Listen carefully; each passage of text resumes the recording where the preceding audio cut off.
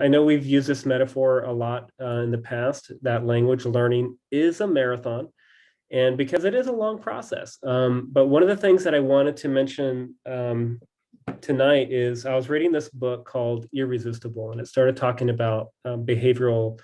It was more about behavioral addiction, but just kind of how the neurology of habits work.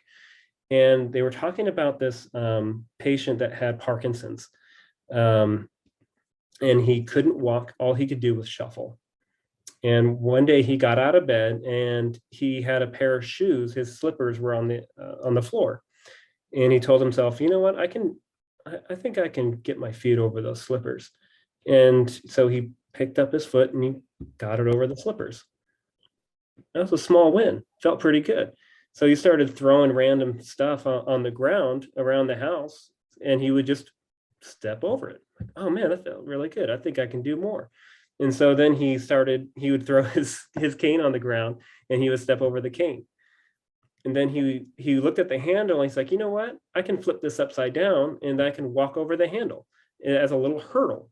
And he was able to pick up his feet and continue to walk at a faster and a faster pace. And this is somebody that hadn't been able to walk for, I think, 10 years, if I remember right. And the point behind that was how powerful a small win can be. And, I recently shared with you, this year was kind of one of those things where in the beginning of the year, I was between surgeries, hospitalizations, and like 3 months of physical therapy, I couldn't walk. But I celebrated every small win I could. I got out of bed with crutches. That's a win. I got out of bed with a cane instead of crutches. That's a win. I was able to walk from my car to my job site and get back to my car without a cane. That's a win. And then I had a student in high school over the like April or May before summer got out, and for PE they would walk the football field for a half hour. So I would walk as much as I could, and I counted that as a win. I started to jog about, I don't know, like 10 yards, got tired, and walked the rest. That was a win. And eventually I was able to do more and more and more, just like that person that had Parkinson's that couldn't walk for 10 years, celebrated every small win, and eventually got to the point where I could complete a triathlon. And so those small wins, they might seem insignificant at the time, but they are extraordinarily powerful in the long run.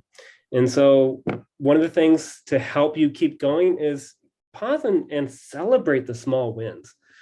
And that might be different for everybody.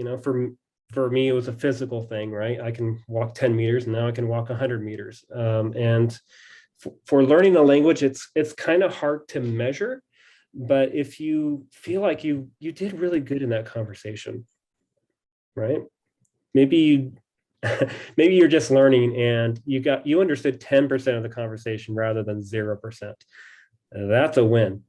Maybe you've been doing this for a while and this person you've met before, but you just can't quite understand their prosody is weird, their body language is weird, they're signing 1,000 miles per hour, they finger spell everything.